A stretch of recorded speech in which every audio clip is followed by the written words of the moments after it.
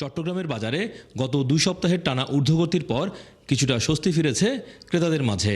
শসা, টমেটো, বেগুন সহ প্রায় সব ধরনের সবজির দাম কমেছে কেজি প্রতি 10 থেকে 20 টাকা পর্যন্ত।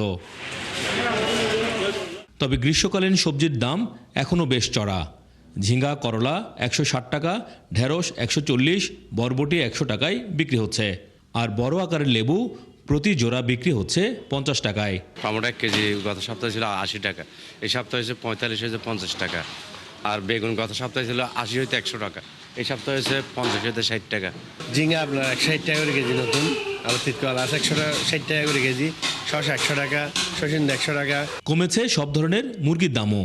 ব্রয়লার মুরগি 20 টাকা কমে 190 এবং সোনালী মুরগি 30 টাকা কমে 320 টাকায় বিক্রি হচ্ছে।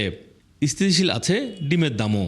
প্রতি ডজন ডিম বিক্রি হচ্ছে 100 থেকে 105 টাকায়। ব্রয়লার মুরগি গত সপ্তাহে 220 টাকা বিক্রি করছে, এই সপ্তাহে 200 টাকা বিক্রি করতেছি। সোনালিটা ছিল 330-40 টাকা, এই সপ্তাহে আসি আমরা 320-30 টাকা 40 টাকা বিক্রি করতেছি। গত সপ্তাহে যেমন ছিল 105 থেকে 105 টাকা, এই সপ্তাহে চলতেছে 100 থেকে 105 টাকা। তবে বাজারে গরুর মাংস ও মাছের দাম এখনও চড়া।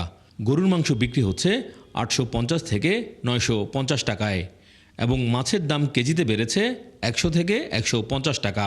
চট্টগ্রাম থেকে আপনার অন্য অন্য জায়গায় মাছ যায়, তো ওই কারণে আমরা যারা পাইকার আছি, তো ওই অল্প মাছের দামটা আমরা দ্বিগুণ দিয়ে কিনতে হইতেছে। প্রথম বাজারে আমরা 1000 টাকা রান্না মাংস বিক্রি করছি, সিনা বেচছি 900 টাকা, তো গত সপ্তাহ থেকে 50 টাকা কম। পেঁয়াজ, আদা ও রসুনের বাজারেও কিছুটা পরিবর্তন এসেছে। 10 টাকা কমে পেঁয়াজ ও আদা বিক্রি হচ্ছে 60 ও 130 টাকায়। তবে রসুনের দাম কিছুটা বেড়ে বিক্রি হচ্ছে 190 টাকায়।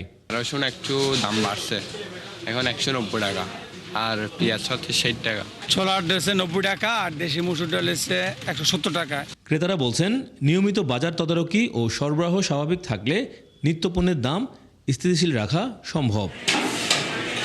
রোজার প্রথম 2-1 দিন করে দেখা যাচ্ছে পরবর্তীতে এটাও আর করে না, মানে টোটাল সিস্টেমটারই একটা কন্টিনিউশন এই দেশে নেই। এখানে বাজারে কয়েকটা জিনিস খুবই খারাপ, ওগুলো আমি প্রকাশ করতেছেন, যেহেতু আমরা আসি সবসময়, আমাদের উপরে পরে চাপ দিতে, দামটা বেশি।